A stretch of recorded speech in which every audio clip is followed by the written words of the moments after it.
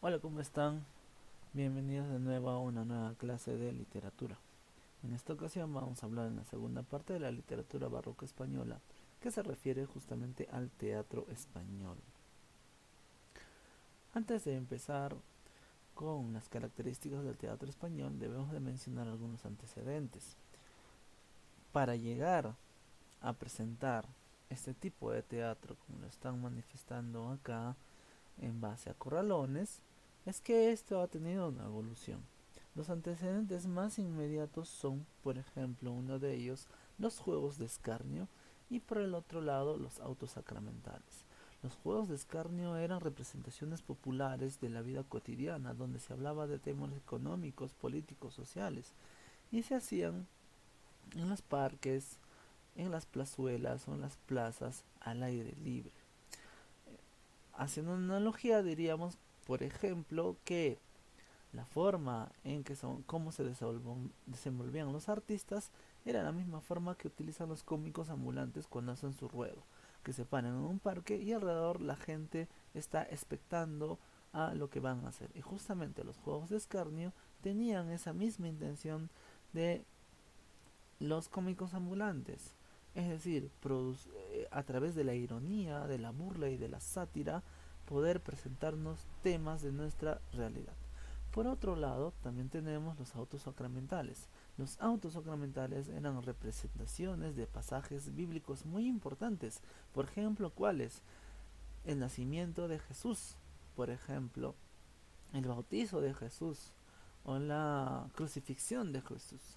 Antiguamente acá, por nuestra zona, se hacían esos autos sacramentales, es decir, se ejecutaban o se representaban esos autos sacramentales en la plaza o si no en el cerro, ¿no? Cuando querían hacer la crucifixión, por ejemplo, y se representaba solamente ese pasaje, o del nacimiento, o de la crucifixión, o del bautizo, especialmente. Recordemos también que el auto sacramental es una especie del género dramático, pero que es una producción pequeña, no es una producción larga, por tanto les permitía a ellos presentar los pasajes de manera muy didáctica. Bien, sucede también que una de las características muy importantes que vamos a tener a partir de este periodo es el nacimiento de la comedia, pero al estilo español. Recordemos que la comedia ya existía desde Aristóteles. Sin embargo, acá vamos a ver cómo es que los elementos cómicos se van a tener que mezclar para dar origen también a una nueva especie que es el drama.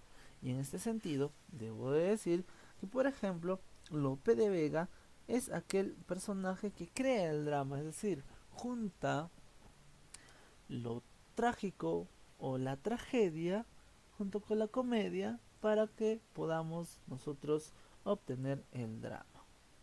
Bien, y acá dice el teatro hispano del barroco contentaba al público con una realidad idealizada en la que se manifestaban fundamentalmente tres sentimientos: el religioso católico, el monárquico y patrio y el del honor procedente del mundo caballeresco. ¿A través de qué representación lo hacían? Lo hacían a través de los juegos de escarnio, por ejemplo, y la otra parte lo hacían a través también de los autos sacramentales. Entonces, esta presencia de los graciosos va a ser muy importante porque nosotros vamos a observar en el drama que se inserta este tipo de personaje. La división se quedó siempre en tres actos o, como ellos le llamaban, tres jornadas. El uso de contrastes tiene que ver con una característica del barroco que siempre juegan en oposiciones. Recordemos a Don Quijote de la Mancha, donde también vamos a ver las oposiciones entre el mismo personaje, Don Quijote de la Mancha, y Sancho Panza, que por supuesto son dos personajes diferentes a lo largo de toda la obra. Escrita en verso también, que era lo más popular, el uso de la polimetría se refiere al uso de diversas métricas o diversas métricas, por ejemplo, como también las estrofas, ¿no? Por ejemplo, utilizaban el soneto o la décima. Por otro lado, también utilizaban el octosílabo, que era la forma de manifestar de cierta manera cuánto habían avanzado en el teatro a nivel de escritura, ¿no? Poli quiere decir varios y metría metros. En ese sentido se debe entender entonces la polimetría. Prevalece la temática del honor, por supuesto. Vamos a ver, aunque medianamente, en La vida es sueño, también lo vamos a poder ver en Fuente Ovejuna. Bien, uno de los autores más representativos ha sido Lope de Vega. Como había mencionado, él mezcla lo trágico y lo cómico y eso nos va a dar como resultado el drama. A partir entonces de Lope de Vega, nosotros hablamos sobre una nueva especie llamada drama.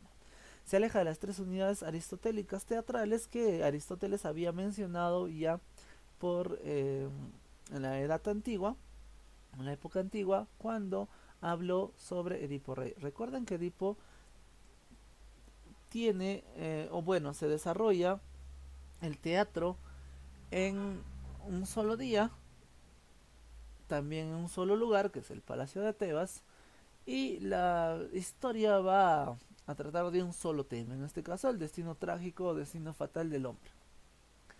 Para el caso de Lope de Vega, que se aleja de las unidades aristotélicas, no cumple con esas unidades, en tanto no utiliza un solo lugar.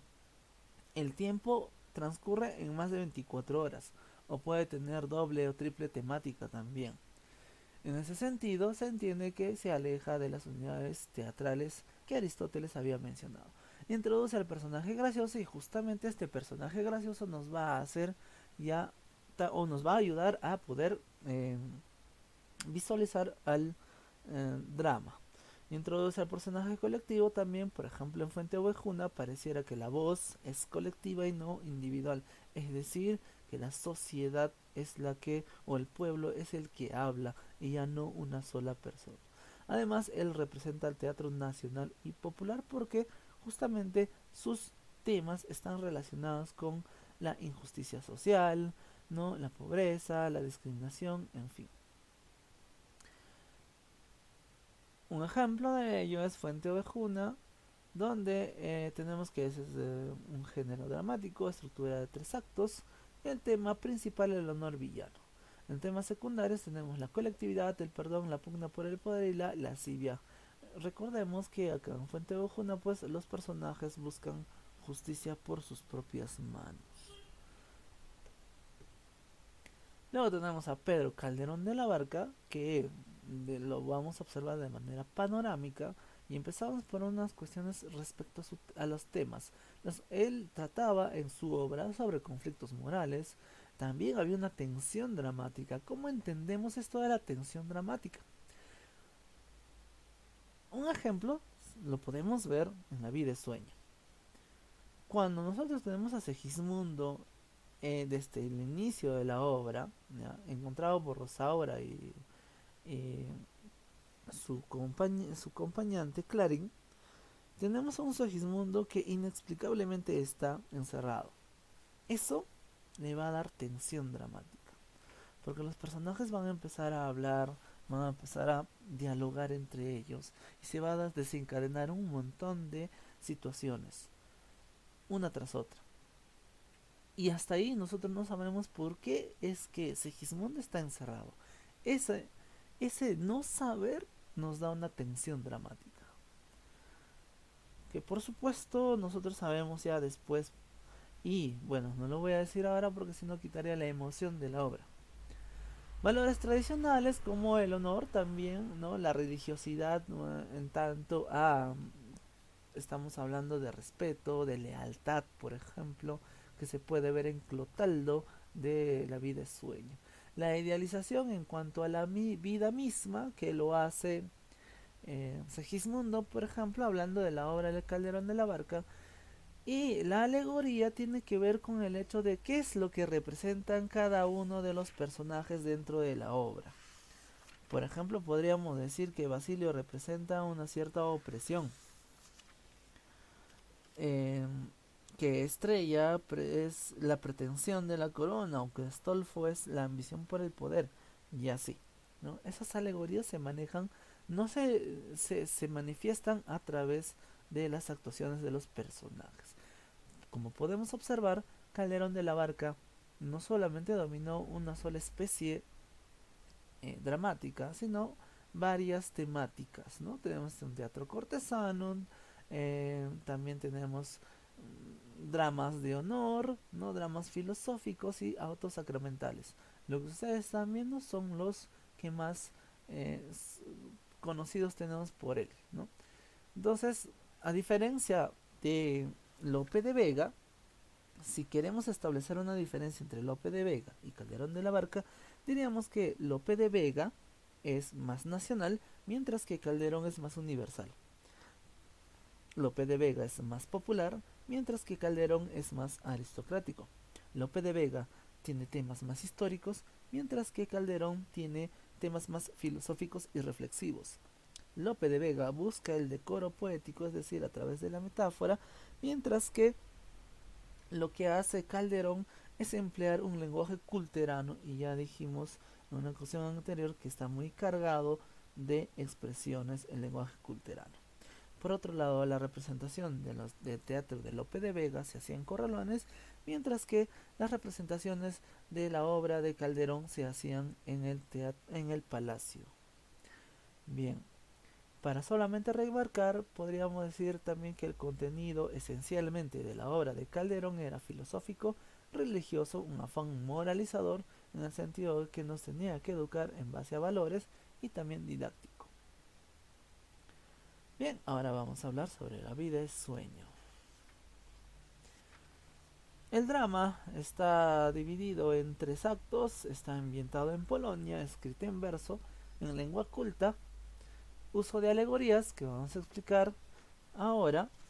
¿A qué se refiere?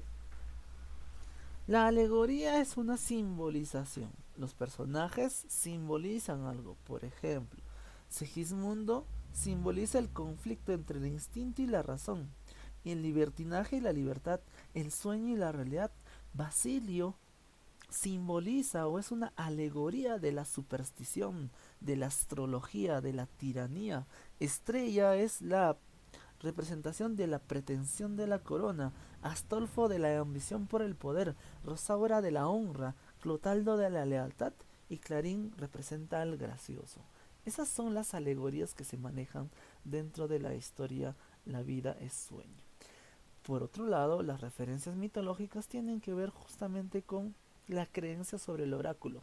Recordemos, Segismundo está encerrado al mismo estilo que se encerró, por ejemplo, a Zeus cuando su padre Cronos se enteró que uno de sus hijos lo iba a asesinar.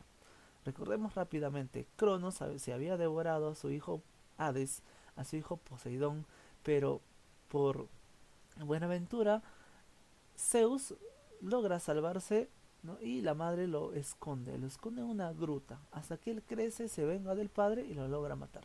Lo mismo sucede en la vida de sueño, solamente que se cambia el final, donde vemos que Segismundo no asesina a su padre, más bien lo perdona.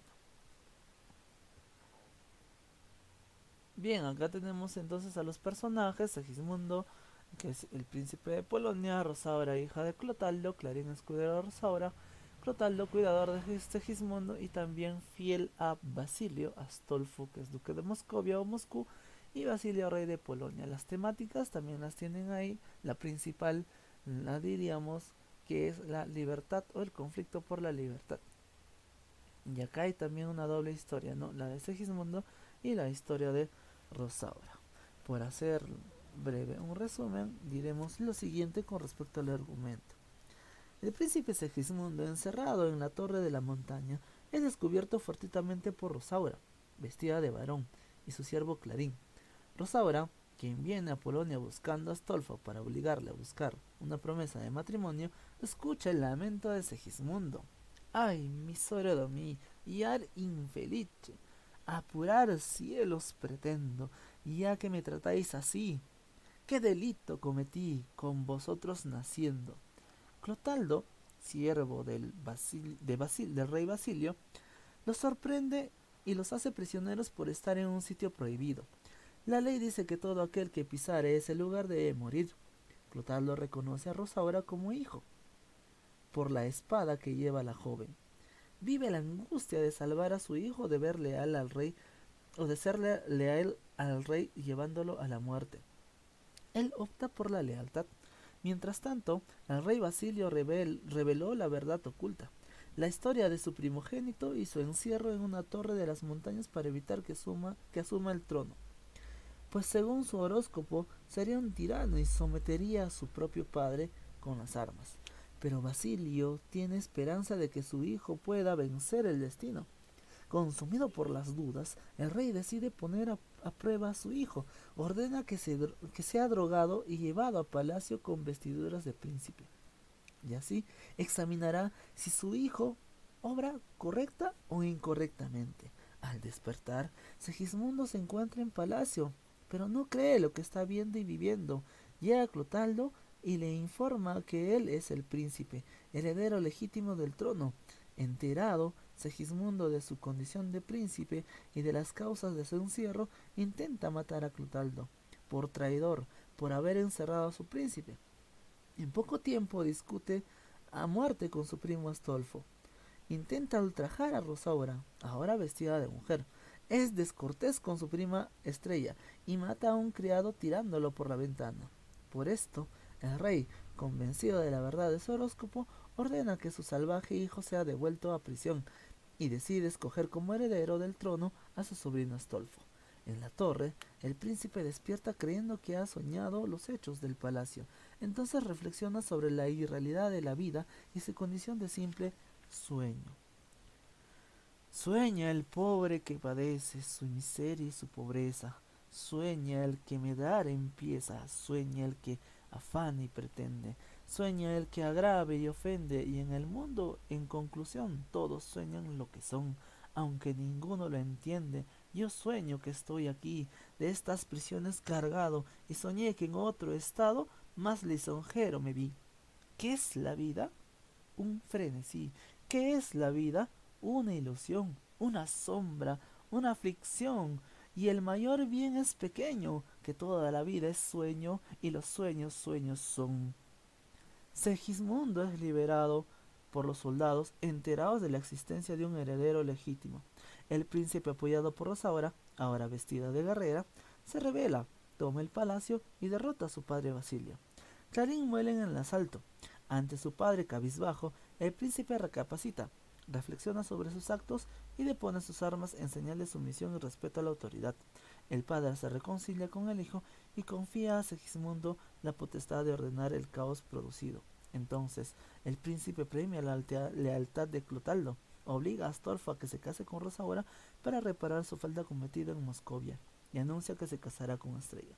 Sin embargo, al soldado que lo liberó lo manda a la torre de por vida por haberse rebelado contra el rey. Pues bien, como vemos acá, esta historia de Segismundo es muy intensa. Y además nos enseña a que nosotros podemos dominar nuestro destino.